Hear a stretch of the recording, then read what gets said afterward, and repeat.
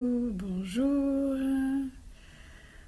Ah, bonjour. Alors, on est au jour 92 de ce défi de live. Donc, comme d'habitude, hein, si tu passes dans le coin, n'hésite pas à me faire un petit coucou. Je sais que c'est pas toujours les horaires les plus pratiques pour qu'il y ait du monde. Mais c'est pas grave, je ne perds pas espoir que de temps en temps il y ait des personnes qui arrivent en live. Euh, voilà, je sais que c'est pas évident parce que je ne préviens pas à l'avance de mes lives, tout simplement parce que je les fais vraiment dans l'énergie du moment et je les fais aussi en fonction de mes possibilités, c'est-à-dire pour être le plus possible au calme, dans un environnement plutôt serein. Donc voilà, là il se trouve que mon mari a pu emmener les enfants se promener, donc je suis plus au calme et c'est plus confortable pour moi. Et aujourd'hui, justement, j'avais envie de parler du temps. Parce que je pense que on... je connais pas grand monde qui ne soit pas stressé par le temps, qui ne vive pas une certaine pression par rapport à la gestion du temps, ce qui se passe, ce qu'on a à faire, tout ça, toute notre charge mentale, tout. Et même moi, hier, je me suis rendu compte que le live que j'avais fait hier, j'étais un peu stressée par le temps parce que je savais pas quand est-ce qu'ils allaient rentrer et du coup, c'était pas forcément dans une énergie très confortable. Et aujourd'hui, ça n'a pas forcément été facile pour moi parce que il y a plein de choses que j'ai envie d'avancer en ce moment, notamment euh, je j'améliore la plateforme de formation en ligne parce que donc dans l'accompagnement Nouveau Regard, il y a une partie de formation en vidéo qui sera maintenant accessible en dehors de l'accompagnement. Donc on pourra avoir juste les vidéos plus les exercices. Mais comme j'ai envie d'avoir un truc super chouette, je suis en train de faire des visuels, je suis en train de revoir les vidéos, je suis en train de compléter certaines notions parce que, évidemment, depuis le temps que j'ai créé ces vidéos, j'ai évolué, j'ai appris de nouvelles choses, donc j'ai envie aussi de faire des mises à jour sur tout ça, donc ça me prend du temps. Ça me prend beaucoup d'énergie et en plus, je suis hyper contente parce que j'adore, enfin, ce que je transmets dans cette formation, c'est top et j'ai vraiment envie que ça amène chacun à une transformation intense, même sans faire les coachings. Alors, évidemment, je pense qu'il y a certaines situations où les coachings sont quand même indispensables, mais en tout cas, ça permettra de faire déjà un bout de chemin seul, en autonomie. Et du coup, j'ai hyper envie d'avancer sur ça. Sauf que j'ai trois enfants à gérer à la maison qui sont qui peuvent pas trop sortir parce que nous on est en train de travailler donc on peut pas les faire sortir, qui se chamaillent de temps en temps, qui jouent en faisant du bruit, qui mettent du bazar. Donc ils m'ont mis un petit peu de bazar dans le salon, sachant que je travaille dans le salon, donc c'est pas évident pour moi. Et donc ça a pas toujours, aujourd'hui ça a pas forcément été très simple. Et puis parfois je suis interrompue pour des raisons X ou Y dans mon travail par d'autres choses, par des événements extérieurs qui ne sont encore extérieurs à ma famille. Et c'est vrai que ça crée une frustration parce que quand t'es en train de travailler sur un truc, quand t'es motivé, quand t'es à fond dedans et que t'es interrompu, en plus ça casse ton rythme de travail. Après, t'as besoin de remettre de l'énergie, de reprendre justement pour te remettre, te reconcentrer, te remettre réatteindre ton flow, ton moment d'activité correct. Et donc c'est quand même assez frustrant. Donc ça peut générer des tensions, ça peut générer beaucoup de frustration. Mais le temps, encore une fois, il bouge pas en fait. C'est-à-dire que tu sois stressé, que tu sois zen, que tu sois à t'agiter dans tous les sens, les secondes passeront au même rythme. Ta perception sera différente par contre. Et c'est ça qui est intéressant, c'est que les journées, elles feront toujours 24 heures. Ça c'est sûr. Par contre, ta façon de les vivre, ta façon de les percevoir, ta façon de les gérer, elle peut être différente. Et ça, c'est une force extraordinaire, c'est un pouvoir extraordinaire. Et de sortir de cette frustration qui nous génère encore plus de stress. Et en plus, quand on est stressé, ce qui se passe, c'est qu'on n'est pas efficace. Donc oui, il y a des choses qui sont énervantes, bien sûr. Mais si au lieu de les subir, on essayait trouver comment s'adapter, adapter notre environnement, comment pouvoir répondre aux besoins de nos enfants pour ensuite pouvoir être un peu plus au calme parce que nos enfants, si on leur donne de l'attention, si on reste avec eux un moment, si on est vraiment là, ils auront plus de facilité, ça ne veut pas dire que ce sera toujours simple, ils auront plus de facilité après à passer un peu de temps tout seuls. Et il y a des moments où ils auront besoin de nous. Et ça, ça va être compliqué, surtout en fonction de l'âge. Quand ils sont plus grands, ils peuvent attendre un peu. Et puis il y a plein de petits trucs pour qu'ils nous dérangent de façon moins désagréable. Notamment, il y a un truc que j'utilise beaucoup, alors qui marche bien avec les deux grands, un peu moins avec celle qui a 4 ans, mais ça se met en place progressivement. C'est tout simplement qu'ils viennent et au lieu de me secouer, au lieu de m'appeler 20 fois, en fait, ils viennent juste poser la main sur moi. Donc je sais qu'ils ont quelque chose à me dire, qu'ils ont besoin de moi. Mais déjà, c'est beaucoup moins agressif que quand ils nous appellent 20 fois, quand ils nous font maman, maman, maman. Et en plus, je peux finir en fait ce que je suis en train de faire. Ça me coupe pas en plein milieu d'une phrase. Je suis pas obligée de leur dire 20 fois attends, attends, attends. Parce que quand on dit à un enfant attends, lui il sait pas combien de temps, ça veut rien dire. Donc ça lui génère encore plus de stress et de frustration. Et on est d'accord, ça marche pas très très bien. Et là, vraiment, c'est d'avoir un signal qui fait que moi, j'ai compris.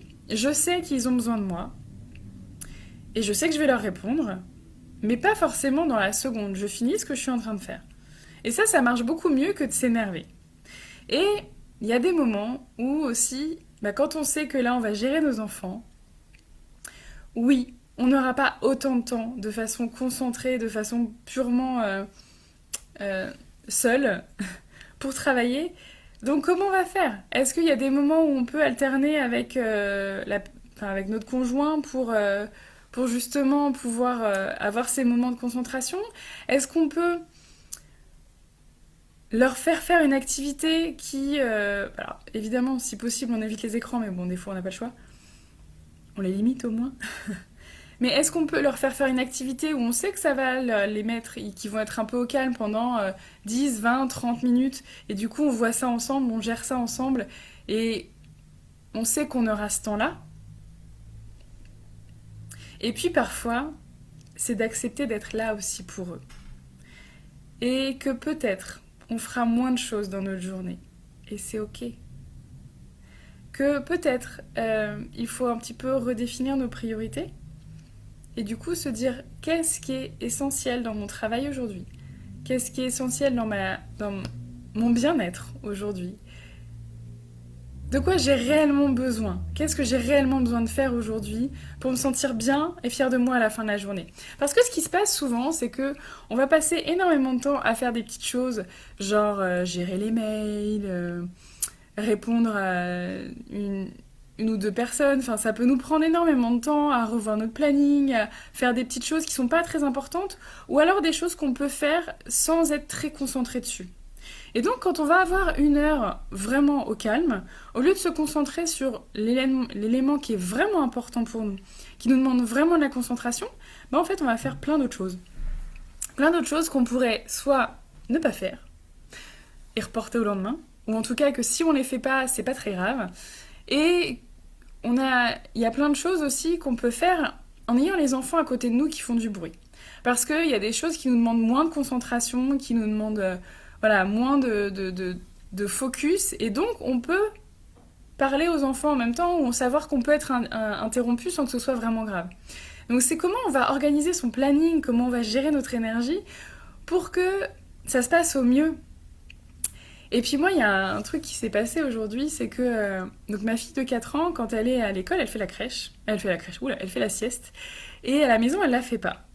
Elle est fatiguée, mais comme il y a son frère et sa sœur, elle a un peu du mal à se poser pour dormir. Donc c'est ok pour nous, on voit si elle est vraiment fatiguée, on essaye de l'accompagner au sommeil, mais la plupart du temps, elle est vraiment récalcitrante. Mais là, elle avait besoin d'un moment calme. Et donc, à un moment, elle s'est mise à chouiner un petit peu.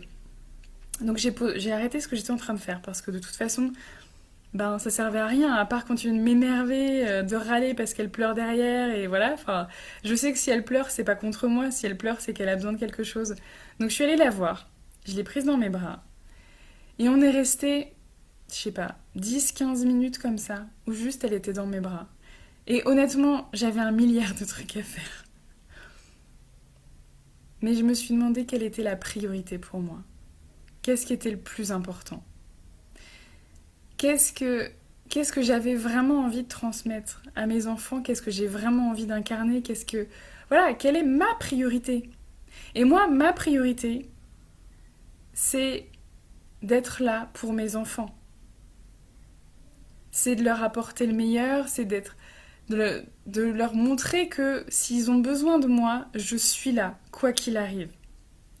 Évidemment, il y a des moments où je ne suis pas disponible et que je leur dis aussi, là, c'est pas possible, j'ai un truc important à faire. Parce que le but, c'est pas d'être dans la rancœur et de leur en vouloir parce que j'ai pas pu faire ce que je voulais faire. Mais là, j'ai regardé. Quelle est ma priorité? Est-ce que c'est de m'occuper de ma fille et de passer 15 minutes avec elle, en faisant un câlin, en étant juste là pour elle, sans rien dire, juste être là? En plus, franchement, ça fait du bien. C'est des moments qu'on oublie, qu'on... Souvent, quand ils sont petits, on le fait plus parce que les petits-enfants, ils réclament plus d'être dans les bras. Et puis quand ils grandissent, on... on prend pas ce temps-là. On s'accorde pas ces moments-là. Juste être là, l'un à côté de l'autre. Parfois on parle pas. Et moi, je sais que c'est des moments qui me font énormément de bien, qui m'apaisent, qui me calment, qui font énormément de bien à mes enfants, qui font énormément de bien à notre relation. Et si j'avais pas ces moments-là, si je créais pas ces moments-là, si je prenais pas ce temps-là, notre relation, elle serait pas aussi chouette. Parce que j'ai besoin de ces moments, en fait, où on est juste en lien, juste connecté comme ça, juste là, l'un pour l'autre. Dans ces moments-là, ben, je me recharge et ça me permet, en fait, d'être plus disponible après, de mieux accueillir quand ils font n'importe quoi. Parce que oui, ils font n'importe quoi, ce sont des enfants. Sandra, tu dis coucou. Ma priorité aussi est d'être là pour mon fils quand je suis disponible. Le cadre est clair entre nous, zéro frustration. Des câlins, c'est doux, mais oui. Et en fait, c'est ça qui est important. C'est que l'idée, c'est pas tout pour mon enfant ou tout pour moi. C'est comment je fais pour être à la fois disponible pour mon enfant quand il en a besoin, et aussi savoir reconnaître les limites, et savoir reconnaître que parfois, je suis pas disponible.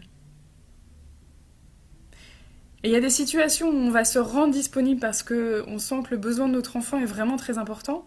Et il y a d'autres situations où on va lui dire, écoute, j'entends bien, je sais que t'aimerais que je sois là pour toi, mais là, c'est important pour moi de finir ce que je suis en train de faire. Et après, il y a plein de solutions pour voilà, comment on peut l'occuper à ce moment-là, mais vraiment de reconnaître quelle est notre limite à nous. Et moi, ce que j'observe chez beaucoup de mamans, c'est que elles n'ont plus ces limites-là, elles ne sentent plus leurs propres limites. Et elles s'épuisent. Et à force de s'épuiser, en voulant en plus... Ce qui est dur, c'est que c'est en voulant donner le meilleur à nos enfants qu'on s'épuise le plus. Parce qu'on fait erreur, en fait. On pense que donner le meilleur à notre enfant, c'est être disponible 24 sur 24, c'est l'accompagner partout, tout le temps. Sandra, tu dis l'important c'est de savoir ce qui est important. Oui, c'est ça. L'important c'est de savoir ce qui est important. Mais de comprendre en fait quelles sont nos propres limites. Parce que oui, parfois on n'est pas disponible. Et c'est ok, c'est normal. Le problème quand on ne sent pas nos propres limites, c'est qu'après on arrive dans la frustration.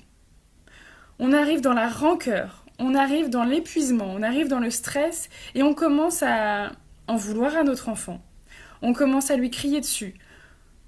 Et là, bah, ça peut vite dégénérer et donner une relation de plus en plus compliquée. Et honnêtement, en ce moment, c'est d'autant plus important... Pardon, j'ai un chat dans les gorges. En ce moment, c'est d'autant plus important de sentir quelles sont nos limites à nous. Parce que là, on va encore passer beaucoup de temps avec nos enfants, les avoir toute la journée, devoir gérer tout ce qu'on a à faire pour la maison, plus notre travail, plus leurs devoirs éventuellement. plus juste répondre à leurs besoins. Donc oui, oui, c'est des moments qui sont plus compliqués, qui sont plus challengeants. Mais c'est le moment en fait. C'est le moment de se dire, ok, en fait là, ça va exacerber tout ce qui se passe d'habitude de façon peut-être de plus faible intensité d'habitude. Là, ça va être exacerbé. Ben c'est génial en fait. C'est génial, c'est-à-dire que ça va être exacerbé, donc ce sera beaucoup plus facile de voir les choses et de travailler dessus. C'est le fait parfois, en fait, d'avoir besoin de révéler les choses, de les mettre en lumière. Et je pense que des situations comme les fermetures d'école, les confinements, le Covid, ça peut être une merveilleuse opportunité si on décide de les voir comme ça. Et si on décide de se dire, ok, ça va être un méga challenge, mais si j'utilise ça pour avancer, ça va me faire des bonds en avant. Ça va me faire progresser beaucoup plus qu'en temps normal. Sandra, tu utilises un panneau accroché à la porte du bureau. Oui, nous aussi on a ça. Merci de ne pas déranger. Et avec la version Schtroumpf, ouais. Nous aussi, en fait, eux, ils ont aussi sur leur porte de chambre, tu peux interdit d'entrer ou tu peux rentrer. Mais en fait, c'est vrai qu'on les utilise pas forcément. Et c'est ça qui est chouette, c'est que des outils, il y en a plein, il y en a des milliers. Et peut-être pas des milliers, je sais pas. Enfin, il y en a toujours à inventer. Et en fait, chacun va choisir quel est l'outil approprié à sa situation. Et pour choisir le bon outil, bah, il faut avoir un peu de lumière, un peu de lucidité sur sa situation. Et donc vraiment, moi, c'est ce que j'essaye de... Enfin, ce que je voudrais te transmettre aujourd'hui, c'est vraiment ça. Déjà, c'est que le temps n'est pas nécessairement une contrainte et une pression. Ton vécu, la façon dont tu perçois le temps, c'est toi qui le maîtrises, ça. Parce que quoi qu'il arrive, que tu sois hyper stressé, hyper tendu à courir dans tous les sens, ou que tu prennes les choses plus calmement, la journée, elle fera toujours 24 heures. Enfin, sauf quand il y a un changement d'heure, mais... Et donc, tu peux changer. Tu as toujours le pouvoir de changer ta perception des choses, ton vécu de la situation. Et c'est grâce à ça que tu vas pouvoir te sentir mieux et que tu vas mieux vivre tout ce qui va se passer autour de toi. Parce que ce qui se passe à l'intérieur de toi, tu le maîtrises, tu le diriges. Et après, ça va rayonner sur ton bien-être et sur celui de tes enfants, sur la relation que tu as avec tes enfants. Et ça, c'est extraordinaire. Parce qu'après, quand on voit nos enfants qui reproduisent tout ce qu'on a mis en place, on se dit waouh, eux ils sont petits, ils ont 1 an, 2 ans, 5 ans, 10 ans, 15 ans, même 20 ans, ça marche encore. Et ils auront beaucoup plus de facilité à vivre ça par la suite parce on leur aura transmis tout petit. Et oui, 20 ans, c'est encore tout petit. Mais vraiment, en tant que parents, on a un pouvoir extraordinaire de ce qu'on va transmettre à nos enfants. C'est vraiment ça qu'on travaille au sein de l'accompagnement Nouveau Regard. Encore une fois, il y a plusieurs formules. Mais ça, pour voir quelle est la formule qui te correspond, c'est vraiment d'en discuter ensemble parce que voilà, c'est des choix importants et c'est important pour moi de t'accompagner de la bonne façon pour toi. Il n'y a pas... C'est pas une façon pour tout le monde en fait. C'est qu'est-ce qui te correspond toi. Qu'est-ce qui t'amènera toi à avoir la vie dont tu rêves. Des milliards d'outils possibles si on prend en compte que nous sommes 7,7 milliards exactement. Et je pense qu'il y a un outil, même plusieurs outils disponibles par personne sur cette terre. Et donc ça fait des milliards et des milliards de possibilités. C'est l'infini. C'est l'abondance des outils. Mais si tu utilises le mauvais outil, bah, tu auras l'impression que ça marche pas, tu vas te sentir en échec, et tu retournes dans cette boucle infernale de stress, de rancœur, de frustration, de colère, de fatigue. Et bon, on est tous d'accord pour dire que c'est quand même pas hyper épanouissant de vivre là-dedans. Donc après, c'est un choix. Et c'est vraiment un choix. Et quelle que soit ta situation, quel que soit ce que tu vis, quel que soit ce que tu as vécu, Et Sandra pourrait en parler beaucoup parce qu'elle est sur la résilience. On a tous des capacités pour changer ça. On a tous le pouvoir en nous de changer ce qu'on a vécu, ce qu'on vit, ce qui se passe à l'intérieur de nous. De changer notre perception des choses. On a tous ce pouvoir-là. À partir du moment où on le décide, à partir du moment où on y croit, et moi j'y crois à 3000%, je suis profondément, intimement convaincue que chaque parent peut créer une relation extraordinaire avec ses enfants. Quelle que soit la situation de départ. À partir du moment où on le décide, où on s'engage là-dessus, et où on décide que on lâchera pas, qu'on ira au bout, c'est vraiment un chemin merveilleux. Et ce qui est extraordinaire, c'est que le chemin est tout aussi merveilleux que l'arrivée. Bon, en même temps, l'arrivée, je crois qu'on n'y est jamais vraiment, parce qu'il y a plusieurs étapes, et c'est une histoire de vie, mais le chemin est merveilleux, c'est pas juste l'objectif à atteindre, c'est tout ce qu'on va mettre en place, tous les petits pas qu'on va faire chaque jour, et tous les petits pas où on va se dire waouh, j'ai fait ça, ça change les choses, c'est top. Et c'est vraiment extraordinaire ce qu'on peut mettre en place chaque jour. Chaque jour mettre en place une petite chose, un petit pas, mais qui nous fait avancer vraiment là où on a envie d'aller, vers la personne qu'on a envie d'être, pour être de plus en plus fier de qui on est, à partir de maintenant.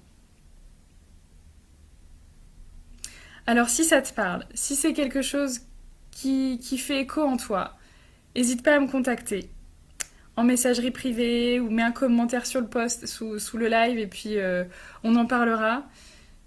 Vraiment, je pense que c'est le moment. C'est le moment de vivre une relation extraordinaire avec ses enfants et de s'épanouir pleinement soi-même. Aussi, autre petite annonce, grande annonce, c'est que dans les prochaines semaines, je vais avoir des lives avec des invités, avec des accompagnants, des coachs dans des domaines variés. Bon, il y en a beaucoup en parentalité parce que c'est mon réseau, mais c'est des personnes extraordinaires et je suis persuadée que on a tous des personnes qui vont nous parler d'une manière ou d'une autre, que ça résonnera différemment en nous. Et c'est aussi ça ma contribution. Parce que, encore une fois, ce qui me porte, c'est d'améliorer chaque jour un peu plus tout ce qui se passe pour les parents. Et donc peut-être que certains d'entre vous auront des phrases qui feront plus écho chez vous avec d'autres coachs, d'autres intervenants. Peut-être que ça vous fera tilt sur autre chose, et puis ils abordent les choses d'une manière différente. Je pense qu'on est complémentaires, on a chacun notre pierre à apporter. Et donc j'avais vraiment envie de vous faire découvrir ces personnes qui sont vraiment super chouettes. Et je suis en train de recruter de plus en plus de personnes qui interviendront. Donc ça va être super super chouette. Et voilà, n'hésitez pas, ce sera certaines fois sur Facebook, certaines fois sur Instagram, parce que je varie un petit peu.